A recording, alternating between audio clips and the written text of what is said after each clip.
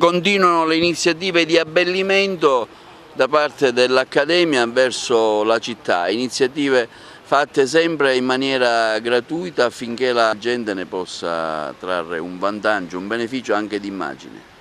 Ne possano trarre vantaggio le persone di Agrigento, ma anche tutto viene fatto in funzione che la città deve acquisire la vera personalità di città turistica, ed è questo importante.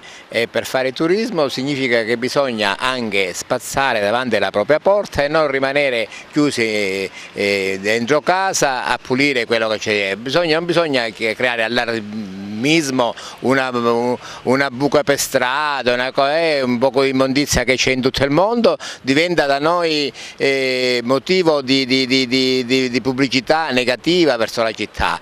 Una volta si parlava della Valle dei Templi piena di cemento, cosa che non è vero. Adesso la Valle dei Templi è uno dei paesaggi più belli del mondo ed è stato giudicato tale. Quindi non bisogna fare politica denigrando l'avversario, bisogna tutti collaborare perché abbiamo un obiettivo comune, bisogna lavorare sinergicamente affinché Agrigento diventi un vero gioiello turistico. Ecco, l'iniziativa di oggi brevemente.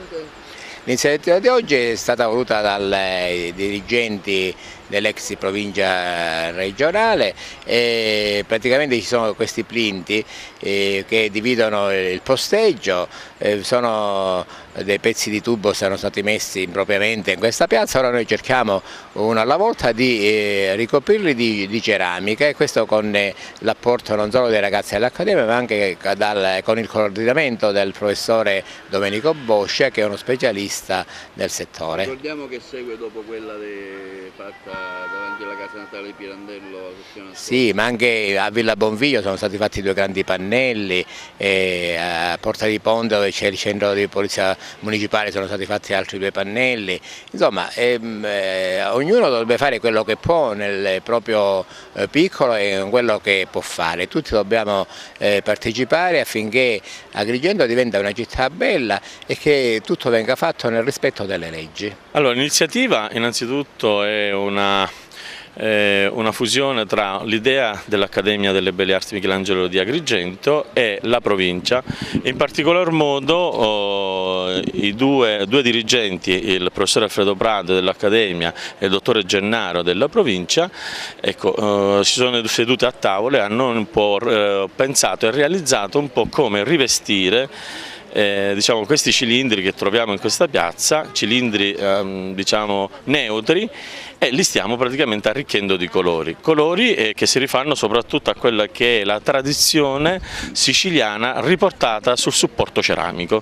Quindi l'Accademia ancora una volta passa nella fase progettuale e ideativa e quindi nel suo percorso progettuale realizzativa, e da qui praticamente a breve avremo un bellissimo risultato dove anche la gente potrà apprezzare, e nello stesso tempo ancora una volta un riecheggiamento delle frasi pirandelliane o delle bellissime diciamo così, parole lasciateci da Pirandello, sempre un po' a rimarcare quello che è il suo 150esimo, non solo ritorna a dire agrigentino, ma di tutto il mondo.